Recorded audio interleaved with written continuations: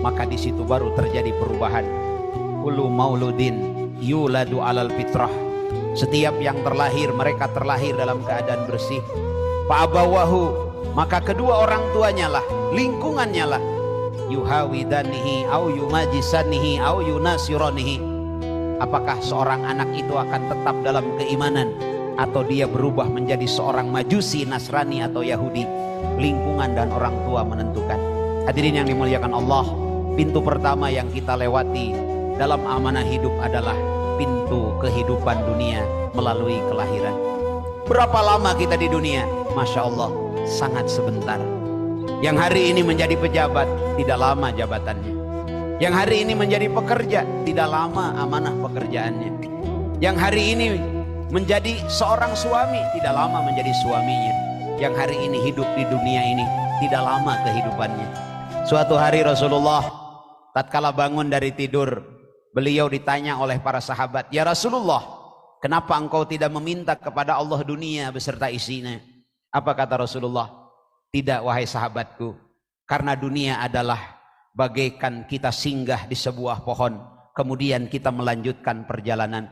Sahabat saat itu berkata kepada Rasulullah, karena Rasulullah bangun dari tidur, terlihat di pelipis beliau ada bekas pelepah kurma, di mana beliau saat itu tertidur di atas pelepah kurma. Saking sederhananya kehidupan beliau, Rasulullah tidak tertarik dengan dunia. Kenapa? Karena dunia hanya sebentar, bagaikan kita singgah di sebuah pohon, berteduh, kemudian kita tertidur di bawah pohon itu. Dalam tidur kita bermimpi ingin menjadi pejabat, bermimpi ingin menjadi orang kaya, bermimpi menjadi orang hebat dan lain sebagainya. Kapan kita sadar bahwa kita bermimpi saat itu? Tatkala kita nanti bangun, melihat ke atas yang ada hanya tanah merah, melihat ke sekujur tubuh hanya ada kain kapan dan kapas. Saat itu baru kita sadar, oh dunia hanyalah sementara. Kita akan masuk ke pintu kedua, yaitu pintu kematian. Al-mautu babun wa kullu nasi dahiluhu. Maut adalah pintu, setiap kita akan masuk ke dalam pintu tersebut. Hadirin yang dimuliakan Allah, timbul pertanyaan, kenapa kita harus beramal sepenuh hati? Kenapa kita harus bekerja sepenuh hati? Sebagai atasan, sebagai bawahan, sebagai karyawan, sebagai pengusaha, sebagai apapun kita, kenapa harus bekerja sepenuh hati? Karena dunia tidak selamanya, dunia hanya sementara. Dunia adalah mahalul agyar, mahalul akdar, mahalul ahyar. Dunia adalah mahalul akdar, tempat Allah membuktikan desainnya, tempat Allah membuktikan kodoknya. Qadar ada dalam kehidupan kita. Maka hari ini siapa istri kita, siapa suami kita, berapa anak kita, berapa drum kita minum, berapa kuintal kita makan, itu adalah mahalul akdar, karena semuanya sudah ada dalam desain Allah. Sama pekerjaannya, sama bidang usahanya, sama jabatannya, jatah rezekinya nggak akan sama. Wallahu fadalla ba'dukum ala ba'din fi rizki. Allah membeda-bedakan di antara kita dalam masalah rezeki. Kita sama-sama kerja di Telkom di sini. Kita sama-sama kerja di satu bank, di satu perusahaan, rezekinya nggak akan sama. Sama TNI-nya, sama Polri-nya, rezekinya nggak akan sama. Mahalul akdar, dunia adalah tempat membuktikan desain Allah. Hanya Allah tidak memberitahu berapa jatah rezeki kita, maka kewajiban kita adalah menjemputnya, bukan mencarinya. Kalau mencari belum ada, kalau menjemput sudah ada jatah kita yang Allah siapkan bagi kita. Mahalul akdar.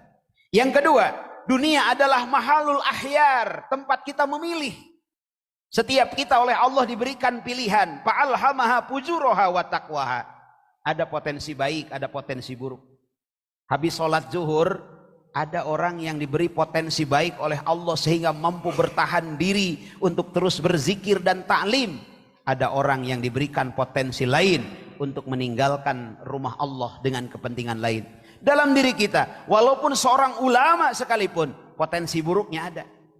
Dalam diri kita, walaupun seorang penjahat sekalipun, potensi baiknya pasti ada. Maka pilihan ada di kita.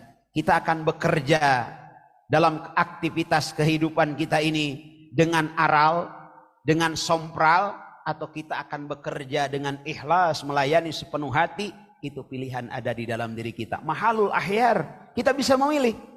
Kalau kita ikhlas karena Allah, fisik capek, badan lelah, tapi Allah sudah menyiapkan nilai barokah dan nilai pahala ibadah. Kalau kita bekerja dengan tidak ikhlas, boleh jadi dunia ada untungnya, tapi di akhirat nol di hadapan Allah Subhanahu wa taala. Pilihan ada dalam diri kita. Makanya bagaimana kita berupaya agar menjadi pekerja yang terbaik, melayani dengan sepenuh hati, seperti halnya seorang ibu tatkala membesarkan anak, tak pernah berharap balas jasa dari anak, tapi Allah Maha tahu bagaimana kemuliaan seorang ibu di hadapan anaknya. Hadirin yang dimuliakan Allah. Yang ketiga, dunia adalah mahalul aghyar. Dunia tempat perubahan. Dulu kita anak-anak, tahu-tahu sekarang sudah punya anak.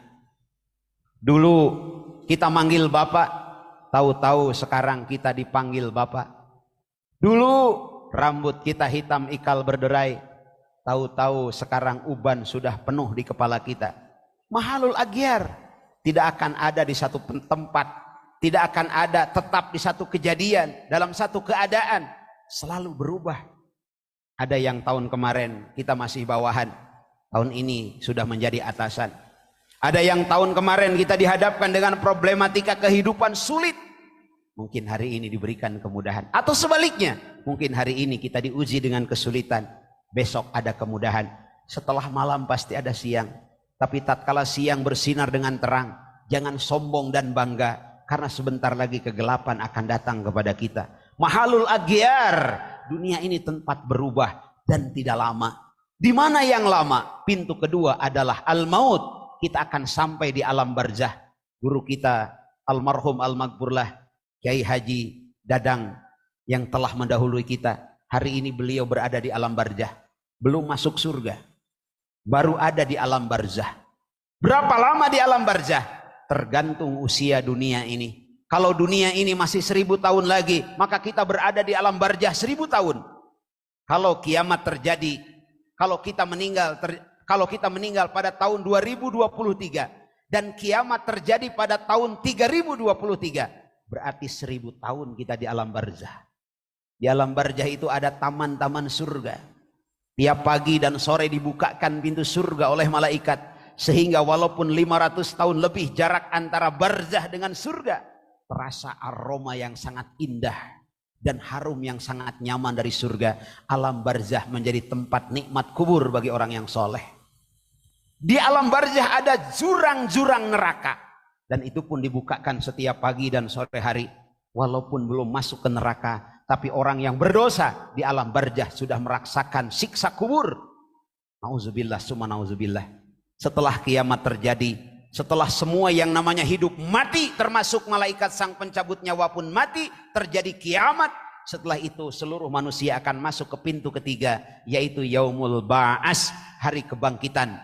Di situ manusia akan dikumpulkan di yaumul mahsyar, kemudian yaumul hisab, yaumul mizan, sirat, dan setelah itu akan ditentukan mana ahli surga khalidina fiha abada.